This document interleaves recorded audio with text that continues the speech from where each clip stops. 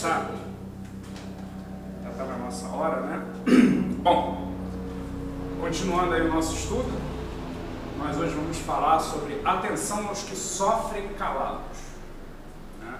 Está lá no Evangelho, no capítulo 8, no item 4, continuando, na semana passada a gente teve uma primeira parte sobre simplicidade e pureza do coração. No livro da Esperança, Emmanuel deu o título de Companheiros Mudos, né? E a gente vai entender que eles são mudos porque guardam muito para eles próprios os sofrimentos. E qual é a atenção que a gente deve dar nesse tipo de caso? E se nós também não nos incluímos nesses silenciosos sofredores, né? Então esse vai ser o nosso estudo de hoje. Semana que vem a gente vai falar da importância das provações, depois de precisamos ser agentes da paz no mundo, no dia 9, no dia 16 a palavra não deve ser um raio de morte, e no dia 23, que é o último encontro que a gente vai fazer esse ano, Jesus, a paciência sem limites, né? Não foi proposital, eu não escolhi esse tema porque é véspera de Natal, mas encaixou, né, numa data bastante interessante, né?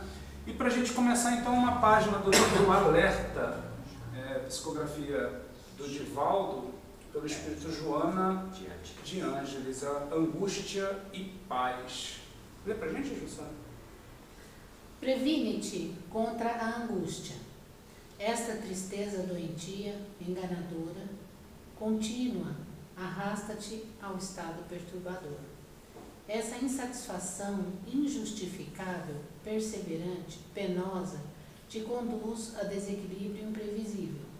Aquela mágoa que conservas, vitalizada pela revolta sem lógica, te impele a desajuste insano.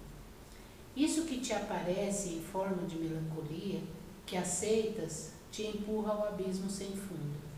Isso que aflora com frequência, instalando nas tuas paisagens mentais de pressão constante, representa o surgimento de problema grave.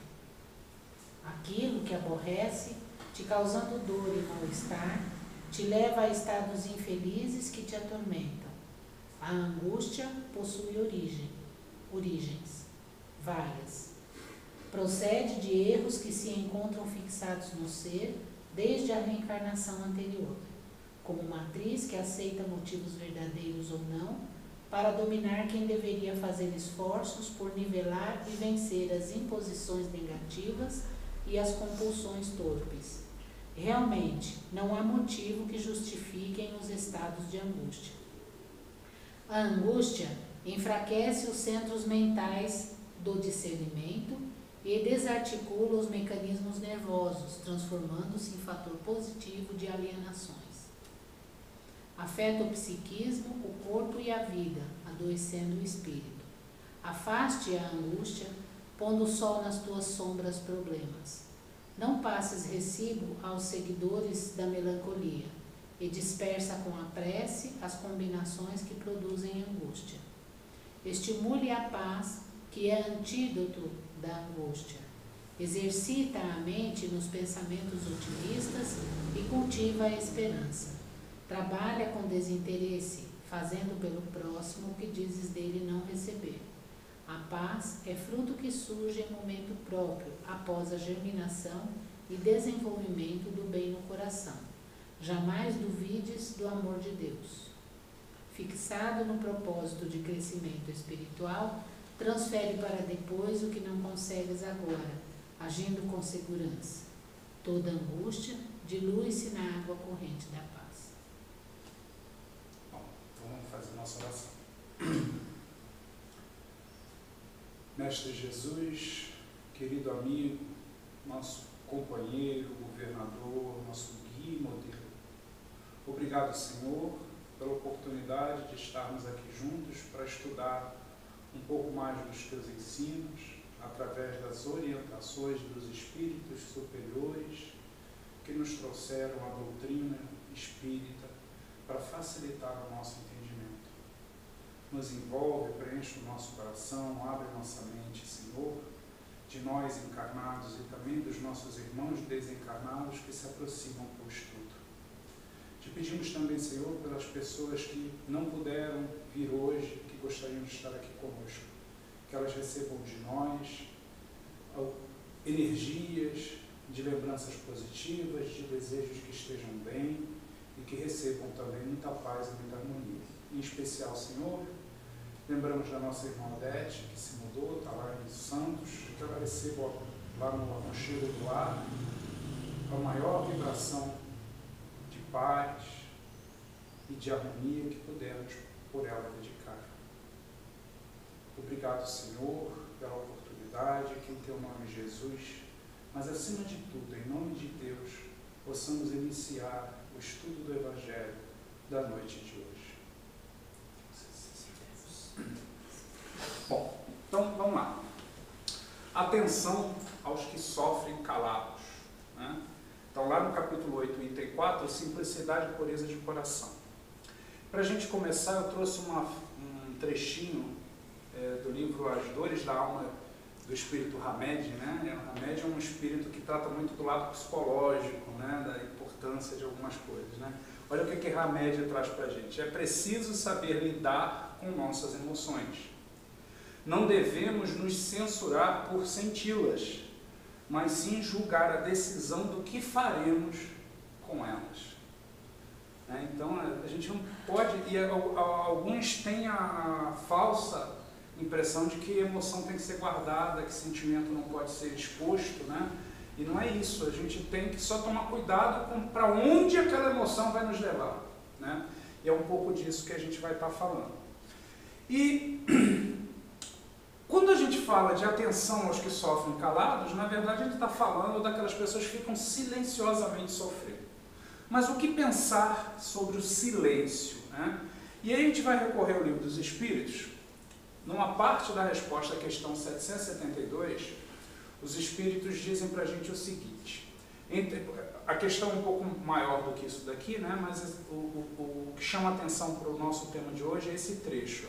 Entretanto, há momentos em que o silêncio pode ser útil. No silêncio vos concentrais. Vosso espírito torna-se mais livre e pode então entrar em comunicação conosco. Então, os encarnados com os desencarnados, através do silêncio, facilita a conexão e o intercâmbio. Mas voto de silêncio é uma tolice. Bom, duas coisas importantes aqui a gente falar, né? O silêncio pode ser útil. O pode ali é uma condição, né? Então, assim, pode haver situações em que não há utilidade no silêncio. Ele dá o exemplo aqui, né? Tem pessoas que fazem voto de silêncio, né? Alguns religiosos que fazem o voto de silêncio nunca mais falam com ninguém. Isso, a espiritualidade diz ser uma tolice. Mas também tem alguns votos de silêncio que são velados, né? Alguns silêncios não são votos, são sinais de tristeza e desespero.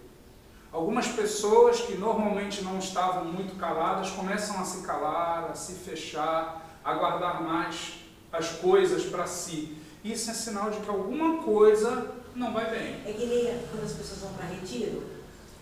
O retiro, mas o retiro é uma coisa temporária, né? Aqui ele está falando mais das pessoas que começam a se fechar, não falam mais com ninguém, ficar preso dentro de casa, não quer interagir, que isso vai levar a uma condição de depressão.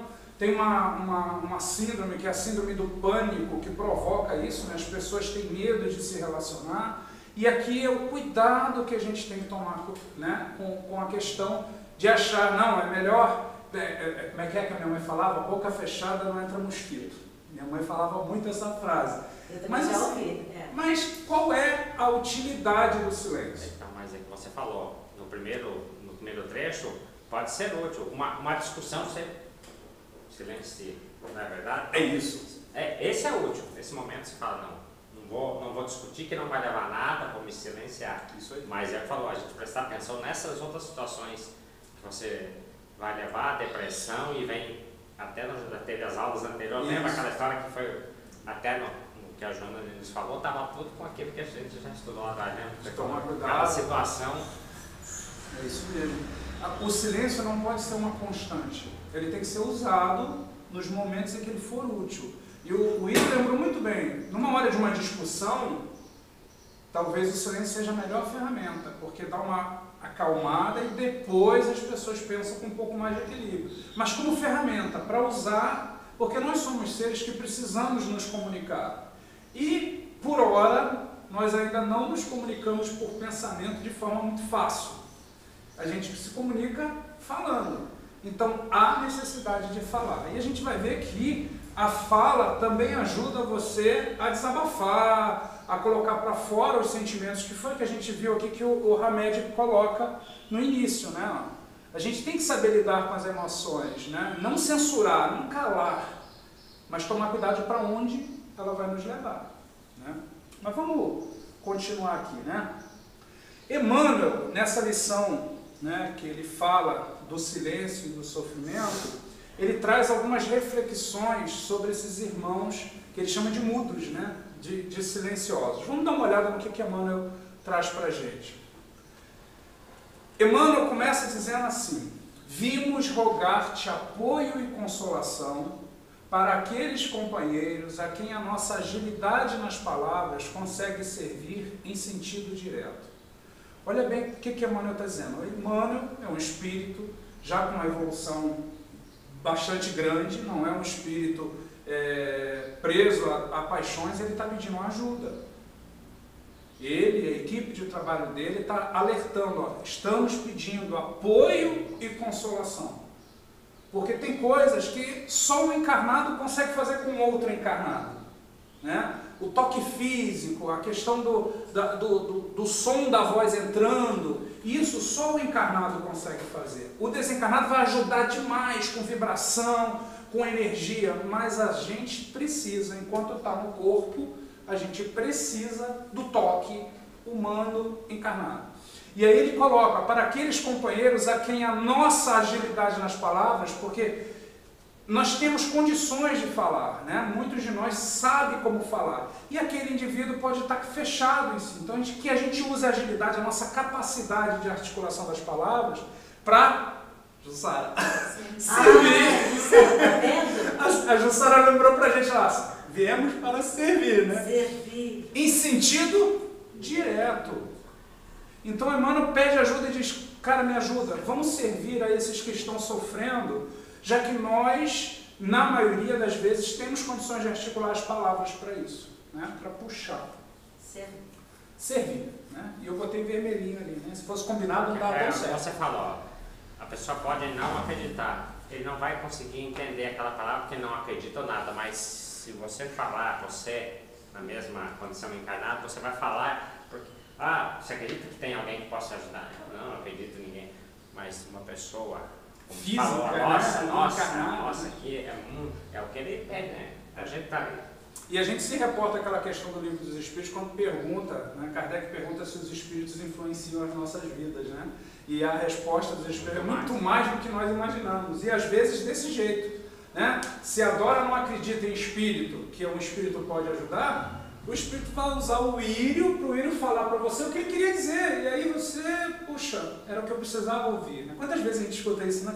Poxa, você falou o que eu precisava ouvir. Depois você fica se perguntando, por que eu falei aquilo? Não sei. Nem sabe, você nem foi sabe onde vem. Veículo, né? Foi só um porta-voz. Legal, é isso mesmo. Emmanuel, nesse mesmo trechinho, ele continua. Comparecem as centenas aqui e ali. Ele não diz que aparecem alguns desses tipos que sofrem calado. Ele diz que tem muitos sofrendo calado. Há centenas. E que a gente precisa ficar um pouco atento e perceber essa necessidade dessas pessoas e tentar ajudar de alguma forma. Emmanuel continua, né? Olha, ele agora começa a dar algumas características de algumas pessoas que estão nessa condição. Permanecem famintos e não comentam a falta de pão. Estão passando fome e não falam. Por que será que fazem isso? Por vergonha? Pode ser.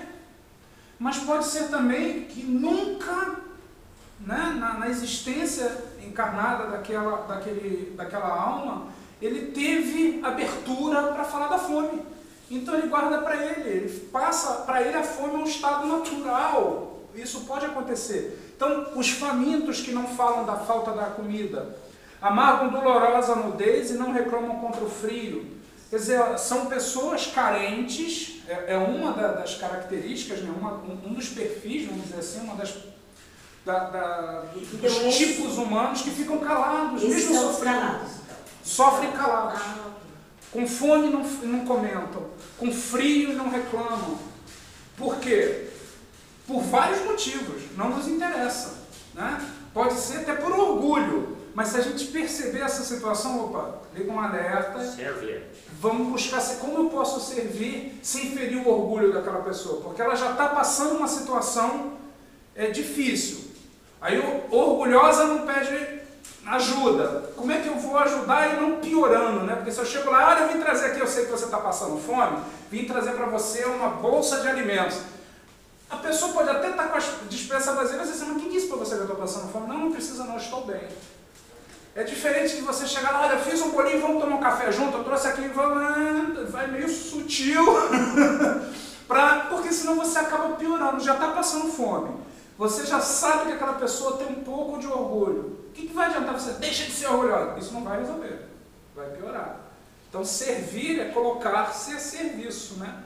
E a gente tem que ser sutil em alguns momentos.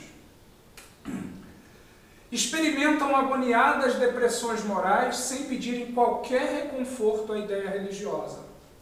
Muitas vezes por desconhecimento. O que ele está falando aqui? Não buscam uma religião, não buscam uma ajuda, porque nunca tiveram contato com isso, porque desconhecem, né? Fala, Jussara. Isso entra no slide anterior, volta lá um pouquinho. Permanecem famintos e não comentam a falta de pão. A gente pode entender esses famintos de alimento espiritual também, verdade. Né?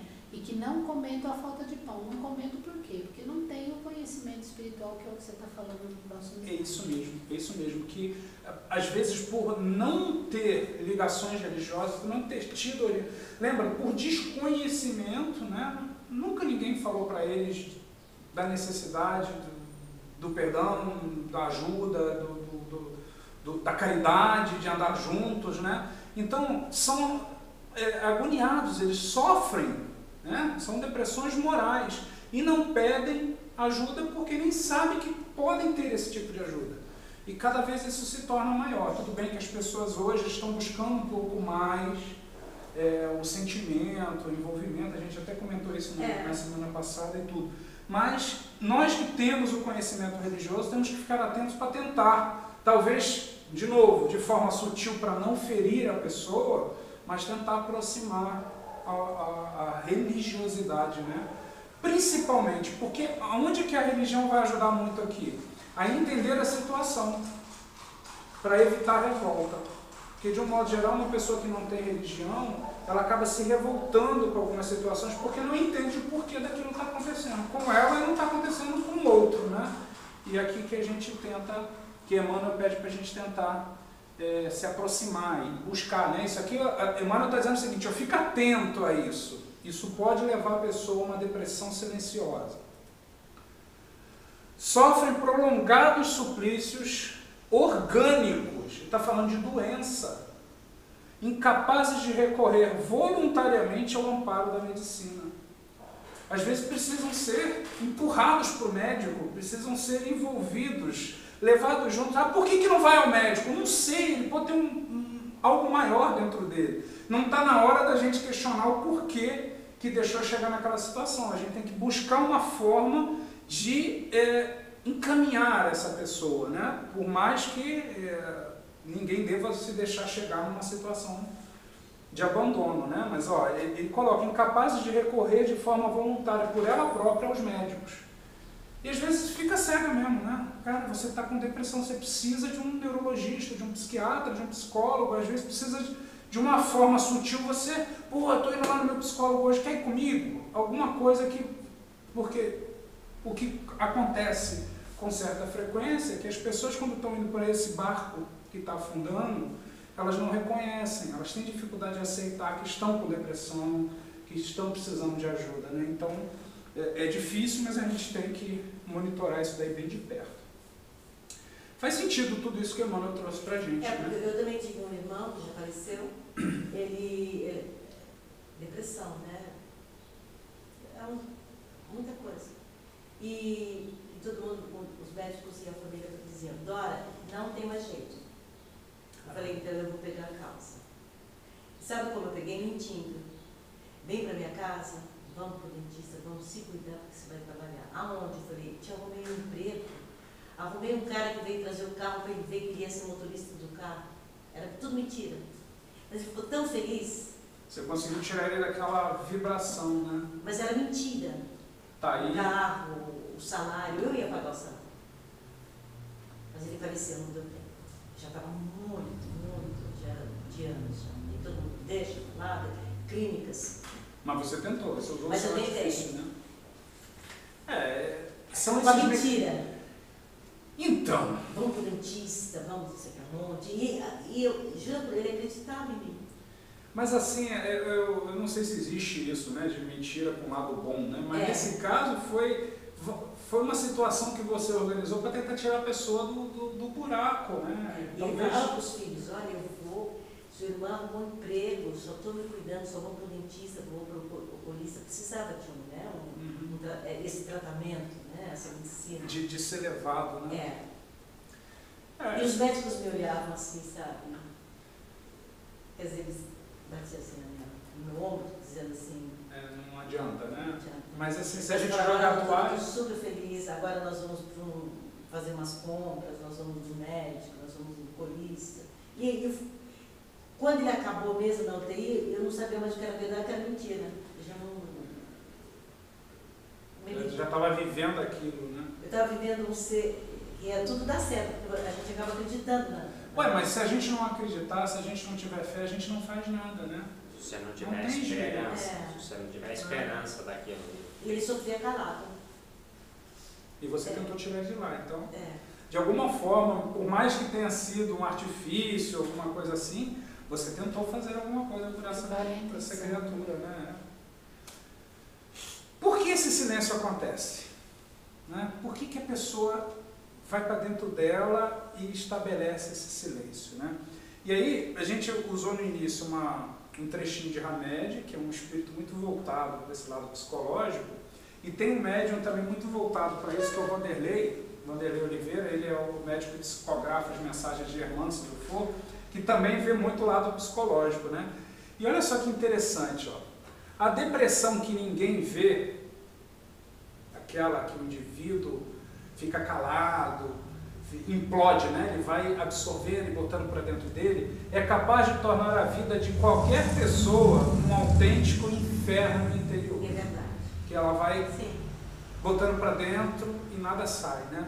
Com variações dolorosas no humor e outras dores que em quase nada a diferencia dos casos mais graves desse transtorno mental. Então, olha o que Vanderlei, além de tudo, ele é psicólogo, né? Nossa, é para mim isso.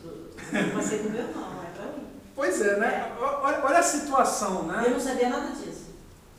Né? Mas a gente tem que viver e eles também não sabiam até estudarem isso, colocar isso no papel, né? Mas o que ele está dizendo aqui? Que essa depressão interior, essa que fica fechada em si, ela é tão grave quanto aquela depressão diagnosticada, como aquela reconhecida que todo mundo olha aí, essa pessoa aflorada, né? E a pessoa vive um inferno interior. Porque quem está em torno, se não prestar atenção, não sabe que ela está vivendo isso. Mas ela vive isso 24 horas por dia. Ela para fora é uma pessoa, para dentro é outra. E ela vai se fechando cada vez mais, vai ficando cada vez mais calada, cada vez mais triste, né? E a gente até vai ver alguma coisa. Isso tudo, né? E a palavra depressão vem de quê, né? Depressão, se a gente for falar de geologia ou coisa assim, são buracos, né? Então a gente vive declives, né? Então a gente cai no buraco e tem que sair dele. E os estudos dizem que todos nós passamos por isso, né? Que são o que chama de picos e vales, né? A gente vive o tempo todo no sobe e desce. Mas também tem a pressão. As pessoas sofrem pressões. Eu trouxe essa foto aqui que eu achei bem interessante, né? Olha o indivíduo sendo pressionado ali. O que pressiona, né? Inconformação pressiona. As coisas têm um início. A pessoa não entra em depressão, eu dormi bem hoje, amanhã acordei com depressão. Não é assim que funciona. As coisas vão acontecendo, a pessoa vai jogando para dentro e de repente aquilo vira um inferno interior. Mas tudo tem um começo. Pode começar com a inconformação, desapontamento. A inconformação é a gente não se conformar com alguma coisa. Eu não me conformo de ter perdido o emprego. Eu não me conformo de... Aí começa a se revoltar e jogar para dentro. E vive isso. Tem pessoas que jogam para fora, se revoltam. Aí é aquela depressão exterior que todo mundo percebe. Mas quem volta para dentro, né? Vira uma bomba relógio. Desapontamento. Poxa, meu filho me desapontou, minha mãe me desapontou, alguém me desapontou. E bota para dentro, não bota nada para fora. Melindre. Aquelas pessoas que qualquer coisinha acham que foi com ela. Fala assim, não, o Bira falou aqui naquela palestra que foi para mim. Mas por que foi? Né? Foi para todos, não foi especificamente, né? Para mim mesmo. Para mim mesmo, né? Começou para mim, né? Então, melindre, qualquer coisinha acha que é para si. Revolta. Perda da vontade de viver. Isso é um acúmulo de coisas, né? A pessoa perde a vontade de viver. Mau humor. Irritação. Ele tinha tudo isso. Raiva. Tudo isso. Tudo isso completo. Aí o Vanderlei ele fala que esses itens todos, não necessariamente todos de uma vez, mas eles contribuem para essa pessoa ir silenciando. Ela vai calando. Ela vai se colocando para dentro. Qual é a pior coisa que pode acontecer? O suicídio. Porque ela vai guardando, vai guardando, vai guardando, vai guardando. E hoje é uma doença do século, a depressão, né? Depressão É muito grave. A depressão que o indivíduo sabe que tem, e entende e busca tratamento, ela consegue ser ajustada. Mas esse daqui, normalmente, o cara não sabe que tem. Ele acha que o mundo todo está... O teu irmão tinha tudo isso, todas essas flechas aí, era tudo que ele tinha, e os médicos achavam que, a família achava que ele era revoltado. Pois é, ele era uma pessoa que estava doente, precisando de ajuda. E muitos, talvez a gente conheça várias pessoas nessa situação, né? E que estejam caladas. E se não conhecemos, podemos agora prestar um pouco mais de atenção. Né? Adorei essa composição. Isso aqui, o desenho eu dei uma montada aqui, mas isso foi o Vanderlei lá no texto dele, depois até posso te passar a referência, que fala sobre esses itens. Não, né? adorei assim o desenho. Pressionando, né? Legal, também gostei da cara de desespero. Olha o que o Vanderlei traz. Essa depressão que ninguém vê surge porque não permitimos a expressão criativa de nossos talentos. Nós não permitimos, né? Nós guardamos.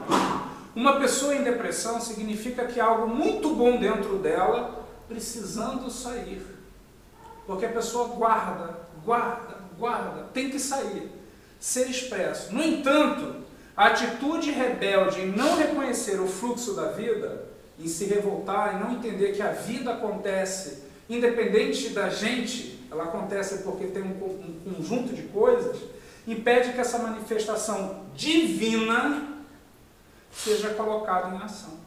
E como ela não entende, e aí a falta da religião complica, como ela não entende o que está acontecendo, a falta da religião complica e algumas religiões complicam também, né? Porque são religiões que podem botar ainda mais peso na dor da pessoa. Mas quando a pessoa começa a entender que aquilo tudo que está acontecendo ali tem uma razão de ser, se não for nessa, em outra, e que não vai doer menos por isso, mas que pelo menos a gente vai conseguir entender um pouco, a gente consegue se afastar da depressão. Mas aqui ele está dizendo, isso não é fácil de fazer, porque a própria pessoa fica rebelde e não reconhece isso, né? E fica jogando para dentro de si próprio. Eu achei bem legal essa mensagem do Vanderlei, né? Bom, por que isso acontece? Agora vem também um estudo que eu achei bastante interessante, né? Olha que legal. Essas pessoas que sofrem calada, na maioria das vezes elas sofrem de analfabetismo emocional. Eu achei fantástico. Eu não ouvi isso. Eu também não, né? Nem sei se existe, mas eu vi o texto lá e falei, puxa, isso aqui faz sentido, né? O que é um analfabeto emocional? Vamos ver se a gente percebe isso. Ó. O analfabeto emocional investe apenas no aumento da sua capacidade intelectual, pois pensa que isso é o mais importante. O analfabeto emocional é aquele que só pensa em aprender as coisas intelectuais. Eu vou ser o melhor em matemática, o melhor em física, o melhor em biologia, vou passar no concurso público, e me suicido no final. Por quê? Não conseguiu educar a emoção. E acontece muito isso. Muito. Nossa, ele era estudado, nossa, ele, né? E a gente vai ver, até trago uma frase parecida com essa, né? E nós investimos nisso. Nós damos muito valor à capacidade intelectual. O que as escolas, de modo geral, as melhores escolas normalmente são as que conseguem os melhores resultados nas melhores faculdades, nos concursos públicos, que têm os melhores empregos. Não necessariamente aquelas que ensinam também o intelectual, mas que também olham para a emoção, para o sentimento, né? Para a condição. Então, se você olhar só para o intelectual, você acaba não aprendendo a lidar com as emoções. Se você não aprende a lidar com as emoções, você vira um analfabeto emocional. O cara presta um concurso, não passa. E não sabe lidar com isso. Mas você já viu aquelas Harvard, as grandes faculdades? Se você soubesse os crimes que acontecem, os suicídios dos jovens, os abusos. Porque falta sentimento, é o analfabetismo emocional. E alguns de nós pais somos responsáveis. Porque a frase comum, homem não chora. Eu ouvia isso quando eu era, só que eu chorava assim mesmo. Eu sempre ouvi isso, meu pai, minha avó, falavam assim, que isso, para de chorar, homem não chora. Isso é promover analfabetismo emocional. Vai naquela pressão, a pressão, né? Isso mesmo, né? A seta lá, setinha lá, a seta lá vai com a... Tá aqui, né? Vai. Revolta, irritação, né? Desapontamento. Né? Mas são esse tipo de frase, são frases que destroem a educação do sentimento. Que a pessoa começa bom, o mundo não quer que eu mostre os meus sentimentos, então vou guardar para mim. Aí vai guardando, silenciosamente guardando isso. Mas hoje já estão investindo, né? Inteligência emocional. Tem empresas que estão valorizando isso, mas ainda o cara se acha um Zé Mané. Né? Eu achei também bacaninha esse desenho. O cara se acha. Se o cara não é inteligente o suficiente para passar no concurso e não sabe lidar com isso, ele se acha, puxa, eu sou um Zé Mané. Né? Um intelecto muito desenvolvido, sem a parte emocional em equilíbrio, tem uma capacidade enorme de criar sofrimento para si próprio e para os outros. Então as pessoas, o exemplo do Írio foi bem legal, né? O cara estuda pra caramba fazer um concurso, não passa, não sabe lidar com isso. A vida dele se torna um inferno e ainda faz com que quem está em volta vire o inferno também. Porque não aprendeu. Ainda é um analfabeto do sentimento. A culpa é só dele? Talvez não. Talvez alguns outros tenham levado ele para esse caminho. Né? A própria sociedade hoje tem muito até disso. Você falando isso aqui, eu estava lembrando, tem um filme, não sei qual que é, aquele negócio de, como é que fala lá, repetir a letra lá, o soletrando, que tem um... Eu acho que eu vi isso. Não é soletrando, não sei como é que é. Eu sei que ficava... você tem que falar a palavra e você tem que... Soletrando como é que é. E tem ficou uma menininha com um rapaz oriental, e uma hora ela vê o pai que tá no menino, você tem... Vamos dizer assim, você tem que passar dos... E daí quando chega numa hora que ela fala errado, só para o cara ganhar, pode não prejudicar o rabo. Ela não era analfabeta emocional, né? Foi uma boa deixa, né? Porque o cara que tem a emoção educada, ele sabe conceder. Ele sabe deixar o outro também fazer, né? Ele serve, contribui. E o analfabeto emocional, como ele não sabe o sentimento dos outros, ele não sabe nem o dele, vai saber o do outro. Né? Aí promove o egoísmo, o orgulho, a vaidade. E aí, para a gente não esquecer, porque a gente já trouxe, eu trago de novo uma questão, que é a questão 780 do Livro dos Espíritos. Ó. O progresso moral é sempre acompanhado ao intelectual? Porque educar o sentimento está ligado à moral, né? E quando a gente investe só no intelectual, é uma outra perninha e uma outra asa, né? E a espiritualidade responde, é sua consequência. Então, moral é consequência do intelectual, mas nem sempre o segue imediatamente. Então, nós estamos propensos a ter a inteligência progredindo mais rápido do que a moral. O que não dá é para a gente deixar escapar isso. Tem que educar os dois. Educa a inteligência e educa o sentimento. Pode ser que a inteligência sempre esteja um pouco à frente, até que a gente consiga equilibrar. Mas que andem junto. O problema é que o analfabeto emocional deixa o moral de lado e anda só no intelectual. Ou deixam E a como moral que nós dele. podemos contribuir? Como que nós podemos contribuir? Vamos ver. Temos 7 dicas aqui. Ah, é? Gostei da pergunta. O analfabeto emocional também não sabe, porque como ele não conhece emoção, não conhece sentimento, ele também não sabe que ele cria suas doenças físicas a partir de sentimentos negativos que vão se acumulando dentro de si. Isso já é comprovado pela medicina comum. Se você é depressivo, se você guarda para você as coisas, você vai desenvolver doenças graves, como, o exemplo que é trazido aqui, sentimentos vão ficando guardados dentro de nós e se somando, um sentimento somando com o outro, dentro de nós, até que começam a provocar reflexos mais visíveis, porque aí não dá para calar isso, né? Na parte física, diabetes, pressão alta, câncer, doenças de pele, alergias, doenças cardíacas. São alguns tipos de doenças que a própria medicina já relacionou com o fato da pessoa estar com o emocional desregulado ou guardando muita coisa para si, né? Então tem que realmente prestar muita atenção com isso, porque o efeito é físico. Você pode calar durante muito tempo a boca, mas uma hora a pressão vai falar, o câncer vai chegar, a diabetes vai passar a perna na gente. Essa semana eu sou idosa, tenho que passar a fazer os exames anual, né? E esse ano eu fui. Sejam bem-vindas. Eu fui fazer os exames, já fui buscar o resultado, não tem nada.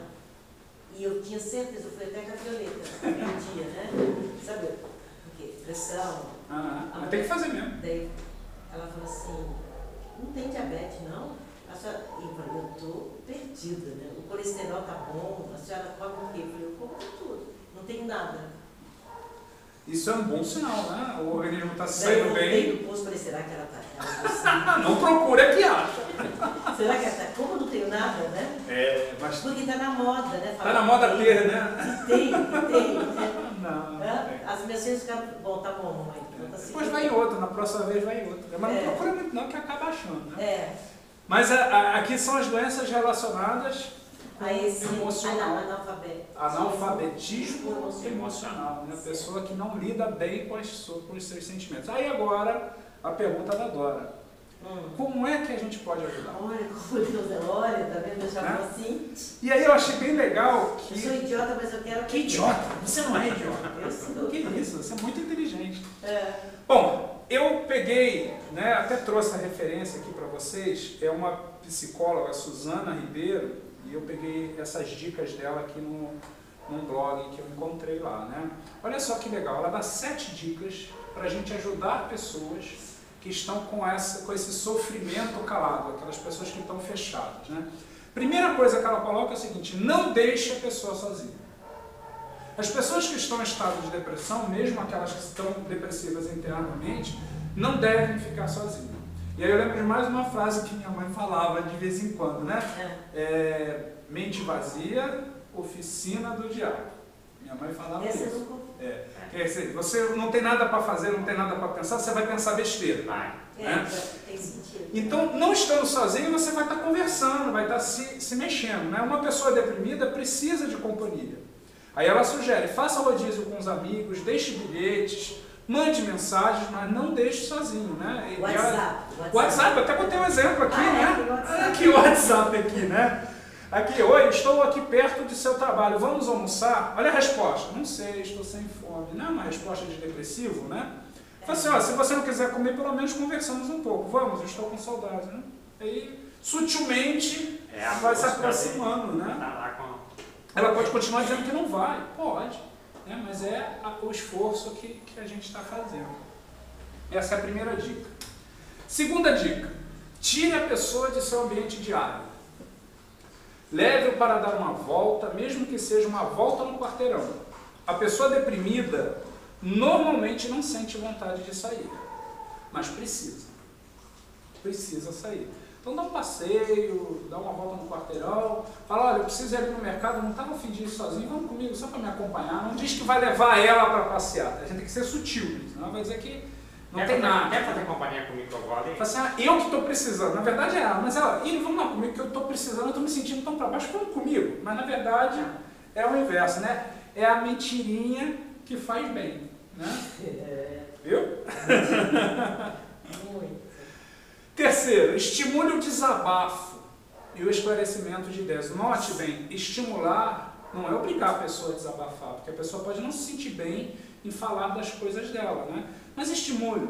O ato de verbalizar os pensamentos, de botar para fora, verbalizar e botar para fora, né? Pode ajudar a colocar cada coisa em seu lugar. Procure não julgar, porque também você pede a pessoa para falar, a pessoa fala e você fala, pô, mas você não devia ter feito isso, né? Você fez besteira, aí a pessoa não fala mais, ela vai calar a boca.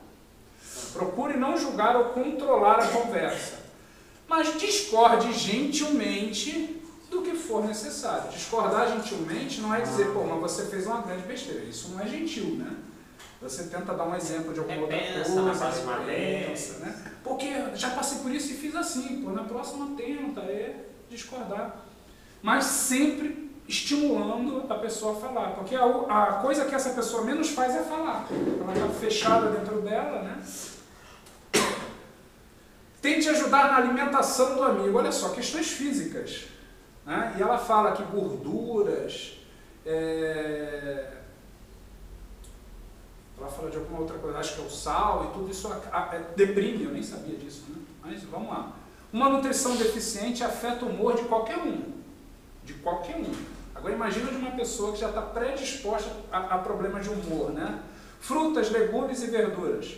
Água é primordial. Aliás, a gente, se for fazer um estudo mais aprofundado, a água é o maior remédio que Deus colocou nesse planeta, né? Então, beber muita água. E olha que legal que ela fala aqui. Pode ser excitado de chocolate, né? Não, pois é, um pouco de chocolate pode ajudar. Com muito cuidado para não exagerar. Mas como eu sou exagerado, eu trouxe uma foto bem grandona do chocolate, né? Tava bom. Mas por quê? O chocolate, ele promove bem-estar porque ele é gostoso, porque ele tem energia, ele é feito de cafeína, né? O chocolate, né? O cacau é rico em cafeína e estimula, é estimulante o chocolate. Eu acho chocolate. Né? Mas ó, um pouco, porque quem ouve um negócio desse sai daqui já com uma caixa, né? O cara larga a cesta de fruta e vai só no chocolate. Eu botei de propósito em cima do outro, né? Tem que equilibrar aqui, ó, fruta, legumes, mas também dá para dar uma escorregada num chocolate, num docinho, alguma coisa assim. Estimule atividades físicas. Isso é geralmente a última coisa que a pessoa quer. A última coisa que a pessoa que está numa situação de depressão silenciosa, e mesmo nas que não são silenciosas, a última coisa que a pessoa quer é se movimentar. Mas é uma das melhores soluções. Caminhadas, natação, dança, ginástica aeróbica, esportes em grupos. Há relatos de pessoas que começam a fazer dança de salão e aí começam a interagir e daqui a pouco está melhor, porque começa a conviver, né? Hidroginástica, caminhada, sempre importante. A sexta dica, reduzir ou realizar trabalho voluntário. Isso é bom. Nota, essa Suzana não é espírita, tá? Olha que legal. E o espiritismo traz muita informação dizendo que quando você faz pelo outro, você ganha primeiro, né? Porque você se motiva por aquilo, né? Esquece dos seus problemas, vê que tem gente com problemas maiores do que os seus, né? Realizar trabalho voluntário, seja em organizações como orfanatos, asilos ou hospitais, é uma ótima maneira de parar de pensar nos próprios problemas. Você começa a ver o problema do outro e enxergar melhor o que temos de bom. Pô, se eu estou podendo ajudar alguém, então tem alguma coisa de bom, né? A pessoa começa, pô, não sou tão ruim assim, porque uma das coisas que a pessoa faz é falar assim, não, mas eu sou a pior criação de Deus, né? Não é. A pessoa que ajuda outras e se sente útil dificilmente ficará deprimida, né? Então, é a 6ª dica. E agora a 7ª dica. Indique acompanhamento médico. Né? Vamos uma coisa de cada vez até que a pessoa se desperte para a necessidade de um tratamento médico. Pode ser necessário um tratamento com um profissional psiquiátrico, psicólogo, né? Algum especialista. Algumas pessoas precisam de medicamentos, de remédio, para ajudar a controlar o que sentem. Às vezes elas estão tão envolvidas nessa situação de depressão que é só o remédio que vai conseguir ajudar, não deixando de fazer isso, mas o remédio acaba ajudando. Para ajudar a controlar o que sentem. Mas conciliá-los com as dicas acima pode diminuir o tempo desse tratamento e encaminhá-lo à autossuficiência emocional. Autossuficiência emocional, lembra? O analfabeto emocional se educando, aprendendo a ler as emoções, aprendendo a sentir, a conviver, né? E saindo desse jeito do silêncio. Porque para fazer isso tudo aqui, ela vai estar, no mínimo, já começando a falar, a dialogar, a se expor. Faz sentido isso, gente? Muito. Legal. Então, agora, para ir para o finalzinho, olha só, ajudar não significa tomar a vida do outro como sendo a nossa. Isso não é ajudar. Porque isso também é uma falha que eventualmente a gente pode cometer, né? Sim. A gente se envolve com o outro, vê que o outro está numa situação de depressão, de necessidade, e aí você quer passar a ajudar tanto que passa a querer viver a vida do outro, ou fazer o outro viver do jeito que a gente acha que ele tem que viver. Aí acaba virando uma marionete, né? E esse cuidado a gente tem que ter. Fazer isso, viver a vida do outro, ao contrário, é orgulho e prepotência, né? Quem é que disse que você sabe mais do que o outro, né? Somos todos doentes, alguns um pouco mais, outros um pouco menos. Alguns têm uma doença, Eu já outros passei têm... nessa linha de orgulho e prepotência, sim. Ah, que bom, já passou. Ajudando, querendo... Depois já foi diminuindo, eu fui tomando conta. A gente fica nessa... Fica, porque você quer... E às vezes você é até levado para isso. Então é um ponto de atenção para a gente não querer fazer isso, porque às vezes a gente é levado. A pessoa começa a melhorar e você começa a se empolgar com aquilo e daqui a pouco quer que ela... Não, ela tem a vida dela. E não há, a gente já estudou isso em outras vezes, a única pessoa que pode fazer o nosso progresso acontecer somos nós mesmos. A gente que progride. Ninguém vai poder progredir por nós. Não tem jeito. Então, atenção aos que sofrem calados, né? E aí, mensagenzinha de Emmanuel para a gente fechar o estudo de hoje, ó. Pensa neles, nesses que sofrem calados, de coração enternecido, quanto puderes. Então, pensa nessas pessoas o quanto... O que é coração inteiro? Com sentimento, né? Enternecer. De enternecer, né? de cuidar, de carinho, com muito cuidado, né? Pensa neles de coração carinhoso, né? Pense com carinho, é isso, com cuidado, com carinho, o quanto você puder. Oferece a eles algo do teu amor. Então não é ajudar só por ajudar, né? É mais do que isso, é se envolver, é dar amor. Através da peça de roupa ou da xícara de leite. Pode até ser, lembra lá que uma das coisas é uma pessoa que pode estar sem ter o que vestir, sem ter o que comer e não tem coragem de falar. Pode até ser que tudo comece dando uma roupa ou uma xícara de leite. Pode ser. Da poção medicamentosa, do remédio que ela está precisando, ou do minuto de atenção e carinho. Ele não fala muito, ele fala de minuto. Ele não está pedindo para você passar 24 horas com a pessoa, né? Um minuto de atenção e carinho. Porque esses companheiros mudos, silenciosos, mas também esperançosos, são irmãos necessitados e padecentes que não podem falar. Eu acho isso aqui de uma extrema importância. Muitos são mudos ou silenciosos ou guardam para si simplesmente porque não conseguem botar para fora. Eles não podem, eles não conseguem. Eles precisam da nossa ajuda. Eles precisam ver que são importantes para alguém, que alguém percebeu que ele está numa situação difícil, para ele ir se abrindo aos poucos e sair dessa situação. Então, ó, o quanto nós pudermos, com carinho, doando amor, não precisa muito, né? Ele fala aqui 1 minuto de atenção e de carinho. Às vezes aquela pessoa não está acostumada a ouvir coisas boas. Você passa um dia e fala um pouquinho com ela de coisas boas, a pessoa já, puxa, vou passar a Os ser melhor. médicos deviam ter essa atitude, né? Sim. Deviam ter essa carreira, né? Mais quentes, né? É. Mais enternecido, né? Mais carinhoso. Né?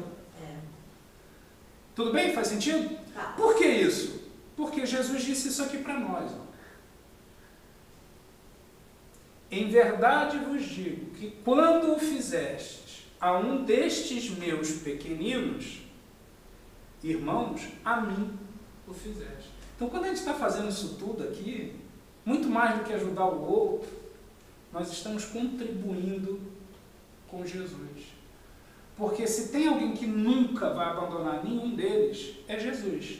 Quando a gente ajuda, a gente está facilitando o trabalho de Jesus, porque Jesus vai ajudar de qualquer jeito. Agora, vamos pensar em algo aqui bem diferente. Se Jesus está lá com um carrinho de mão, cheio de pedra, sozinho carregando, ele vai carregar. Mas se vier 2 ou 3 para ajudar, não vai ficar mais fácil de levar? Talvez ele consiga fazer mais de uma viagem. É isso que ele está dizendo. Quando vocês estão fazendo isso com esses pequenos, calados, sofredores, é a mim que estão fazendo, porque eu quero o bem de todos. É isso que Jesus coloca para nós. Ele diz, né? Quando estiveres cansados e fatigados, eu vos aliviarei. Aliviarei através desses tantos que vão fazer, como diz. Vão pegar e ajudar, dar 1 minutinho de cada um. Nós somos alguns.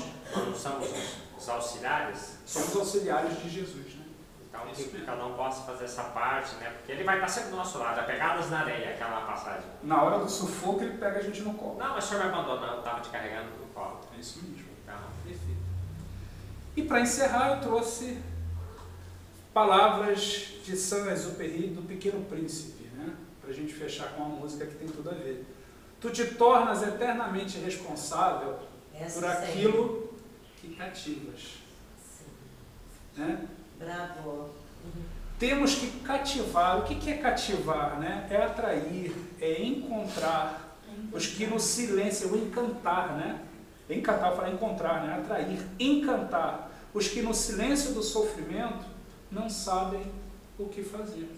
É isso que ele está dizendo, né? Tu te tornas eternamente responsável por aquilo que cativas, pelo encanto que você promove, pela atração boa que você faz. E como o nosso tema está falando de quem sofre calado, né? Acho que vale a pena. Eu já comprei para Violeta, Sandra. É muito bom, né? Livrinho fantástico. E aí, para fechar, uma musiquinha que tem o nome de Cativar, uma música até conhecida, mas que tem uma letra que faz a gente pensar um pouco mais. Tem alguma dúvida? Tudo bem? Então vamos encerrar com essa musiquinha, depois a gente faz a nossa oração. A letra é fantástica.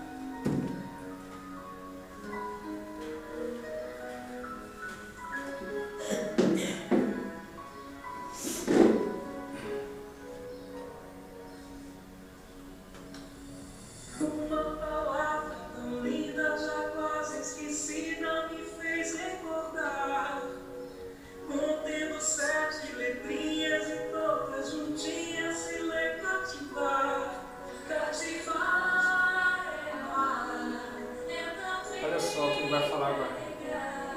Um pouquinho da dor e alguém tem que Um pouquinho da dor do próximo. cativou, disse alguém, nossos mortes criou, responsável tu és pelo que cativou.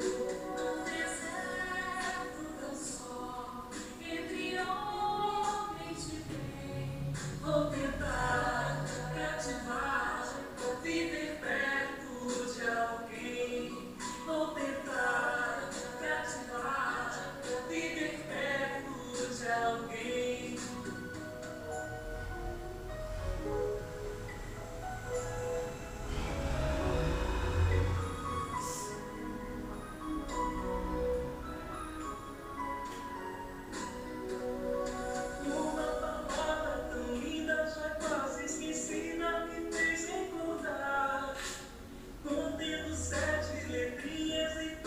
hoje um dia se lhe cativar.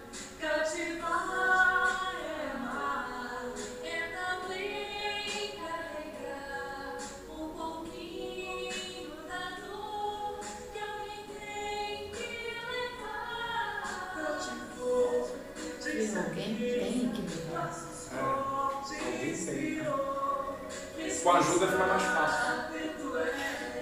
pelo que cativou no deserto tão só, entre homens de bem, vou tentar cativar, viver perto de alguém, vou tentar cativar, viver perto de alguém.